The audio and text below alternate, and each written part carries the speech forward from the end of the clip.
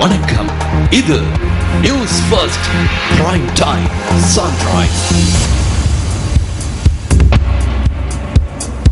வணக்கம். நீங்கள் இணைந்து கொள்வது நியூஸ் ஃபர்ஸ்டின் காலை நேர பிரதான செய்தியுடன். விரிவான செய்திகளுக்கு செல்லும் முன்னர் முதலில் தலைப்புச் செய்திகள். 6வது தேசிய வெற்றி விழாவுக்கான ஏற்பாடுகள் மாத்தறையில் முன்னெடுப்பு. யாழ் புங்குடுதீவு பகுதியில் பாடசாலை மாணவி வன்புணர்வுக்கு உட்படுத்தப்பட்டு கொலை செய்யப்பட்ட சம்பவம் தொடர்பில் கைது செய்யப்பட்ட சந்தேக நபர்களிடம் போலீசார் விசாரணை. கொலம்பியாவில் ஏற்பட்ட மண் சரிவினால் 52 பேர் பலி.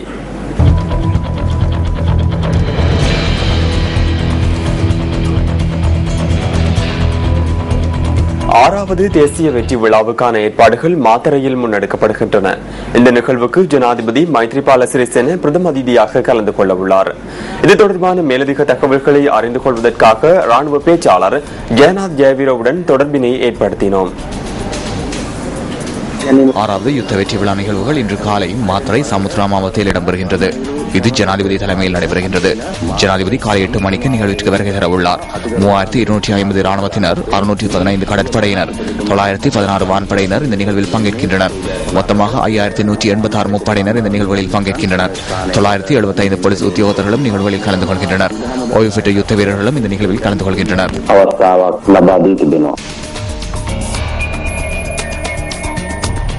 இதேவேளை ராணுவ அணிவகுப்பு நடைபெறவுள்ளதால் மாத்தறை நகரில் இன்று விசேட போக்குவரத்து திட்டம் ஒன்று நடைமுறைப்படுத்தப்பட்டுள்ளது. இதனால் மாற்று வீதிகளை பயன்படுத்துமாறு போலீஸ் ஊடக பேச்சாளர் உதவி போலீஸ் அத்தியட்சகர் ருவன் குணசேகர சாரதிகளிடம் வேண்டுகோள் விடுத்துள்ளார்.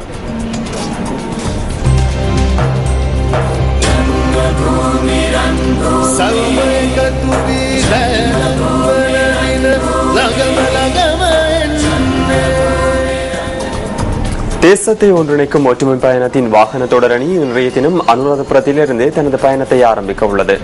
சக்தி, சிரச, நியூஸ் போஸ்ட், கொழும்பு துறைமுக நகர் மற்றும் தேசிய இளைஞர் சேவைகள் மன்றம் ஆகியன இணைந்து இந்த வாகன தொடரணியை முன்னெடுத்துள்ளன. தேசத்தை ஒன்றிணைக்கும் ஒற்றுமை பயணம் தொடர்பான இன்றைய தகவல்களை வழங்குகின்றார் அங்கிருக்கும் எமது அலுவலக செய்தியாளர் ராசலிங்கம் ரவிரகு.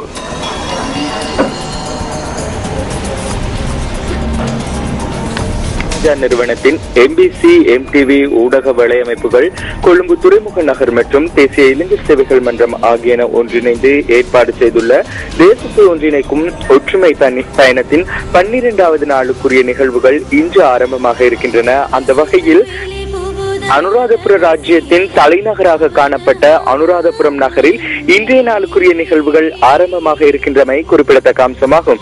இன்று காலை 9 மணியளவில் அனுராதபுரம் நகரில் இடம்பெறவுள்ள கலை கலாச்சார நிகழ்வுகளினை தொடர்ந்து அங்கிருந்து அனுராதபுரம் என பெயர் பொறிக்கப்பட்ட அந்த செங்கலினை பெற்றுக்கொண்டு நாங்கள் நொச்சியாகம நோக்கி பயணிக்க இருக்கின்றோம். நொச்சியாகம நகருக்கு இன்று மதியம் 12 மணியளவில் சென்றடைவதற்கு நாங்கள் திட்டமிட்டு இருக்கின்றோம்.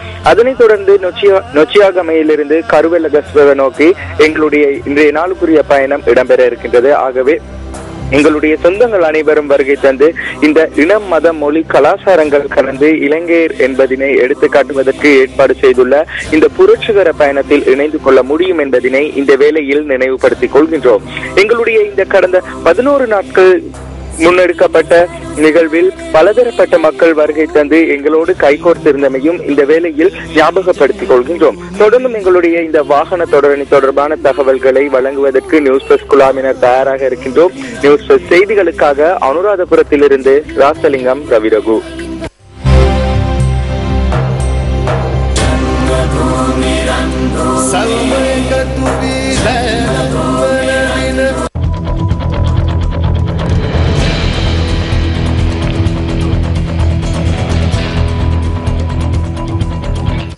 பாடசாலை மாணவி வன்புணர்வுக்கு உட்படுத்தப்பட்டு கொலை செய்யப்பட்ட சம்பவம் தொடர்பில் கைது செய்யப்பட்ட சந்தேக நபர்களிடம் போலீசார் விசாரணை மேற்கொண்டு வருகின்றனர். குடிகட்டுவான் பகுதியில் கைது செய்யப்பட்ட 5 சந்தேக நபர்களும் நேற்று பிற்பகல் நீதவான் முன்னிலையில் ஆஜர்படுத்தப்பட்டதாக போலீஸ் ஊடக பிரிவு தெரிவித்தது. இதன்போது சந்தேக நபர்களை 48 மணித்தியாலங்கள் தடுத்து வைத்து விசாரணை செய்வதற்கான அனுமதி வழங்கப்பட்டுள்ளது. இந்த கொலை சம்பவம் தொடர்பில் கடந்த வெள்ளிக்கிழமை 3 சந்தேக நபர்கள் கைது செய்யப்பட்டு எதிர்வரும் 28ஆம் தேதி வரை விளக்குமறியலில் வைக்கப்பட்டுள்ளமை குறிப்பிடத்தக்கது. புங்குடுதீவு பகுதியில் கடந்த புதன்கிழமை பாடசாலைக்கு சென்றிருந்த நிலையில் காணாமற் போன உயர்தர வகுப்பு மாணவி வித்யா மறுநாள் பாலாடைந்த காணியிலிருந்து சடலமாக மீட்கப்பட்டார். குறித்த மாணவி ஒன்றுக்கு மேற்பட்டவர்களால் துஷ்பிரயோகத்திற்கு உட்படுத்தப்பட்டமை பிரேத பரிசோதனையில் உறுதி செய்யப்பட்டது. இந்த கொலை சம்பவத்துடன் தொடர்புடையோருக்கு கடும் தண்டனை வழங்கப்பட வேண்டும் என தெரிவித்து வடமாகாணத்தின் பல்வேறு பகுதிகளிலும் கடந்த சில தினங்களாக கவனஈர்ப்பு போராட்டங்கள் முன்னெடுக்கப்பட்டு வருகின்றன.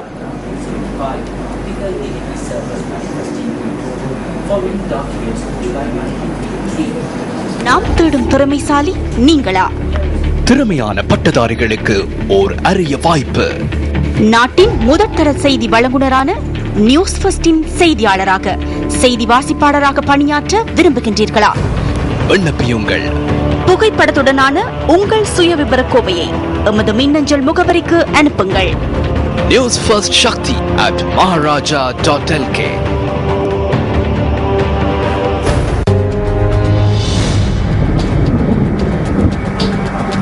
இன்றைய வானிலை தொடர்பான தகவல்களுடன் இணைந்து கொள்கின்றார் வளிமண்டலவியல் திணைக்களத்தின் வானிலை அதிகாரி முகமது சாலிஹின். வணக்கம். வணக்கம் கிருஷாந்த் ராஜ். கடந்த மாதங்களாக நிலை வந்த இடைப்பருவ பெயர்ச்சிக்குரிய காலநிலையானது மாற்றமடைந்து தற்பொழுது தென்மேற் பருவ பெயர்ச்சிக்குரிய காலநிலை ஆரம்பமாவதற்கு முன்னோடியான நிலையில் காலநிலை காணப்படுகின்றது.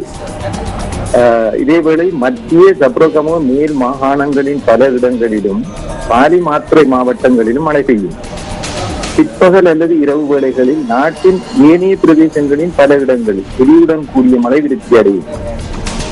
நாடு முழுவதிலும் குறிப்பாக மலை பிரதேசங்களில் அத்துடன் நாட்டை சூழ உள்ள கடற்பிராந்தியங்களிலும் சற்று பலத்த காற்றும் வீசக்கூடும் என எதிர்பார்க்கப்படுகின்றது. இடியுடன் கூடிய மழை பெய்கின்ற வேளைகளில் பலத்த காற்று வீசுவதுடன் மின்னல் தாக்கங்களும் ஏற்படக்கூடும். இவ்வாறான சந்தர்ப்பங்களில் பொதுமக்கள் விழிப்புடன் செயற்பட்டு இழப்புகளை தவிர்த்துக் கொள்ளுமாறும் கேட்டுக் கொள்ளப்படுகின்றனர். கடற்பிராந்தியங்களை பொறுத்தவரையில் காங்கேசன்துறை தொடக்கம் கொழும்பு காலி ஊடாக சம்பாந்தோட்டை வரையான கரையோரத்துக்கு அப்பால் உள்ள கடற்பிரதேசங்களில் பல இடங்களில் மழை பெய்யக்கூடும்.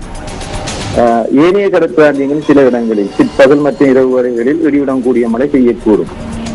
கடற்பிராந்தியங்களில் காற்று மணித்தியாலத்துக்கு 20 முதல் 40 கிலோமீட்டர் வேகத்தில் தென்மேற்கு திசையிலிருந்து வீசுவதுடன் சில வேளைகளில் காற்றின் வேகம் மணித்தியாலத்துக்கு 50 முதல் 60 கிலோமீட்டர் வரையில் அதிகரித்தும் காணப்படும். நாட்டை சூழ உள்ள கடற்பிரதேசங்கள், அதாவது இலங்கை தீவை சூழ உள்ள கடற்பிரதேசங்கள் இடைக்கிடையே சற்று கொந்தளிப்பாக காணப்படும். நன்றி கிருஷ்ணன்.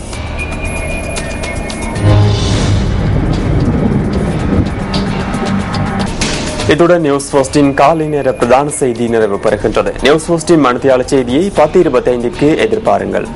வணக்கம். Hotline 0114-896-896 www.newsfirst.lk. Feedback at newsfirst.lk.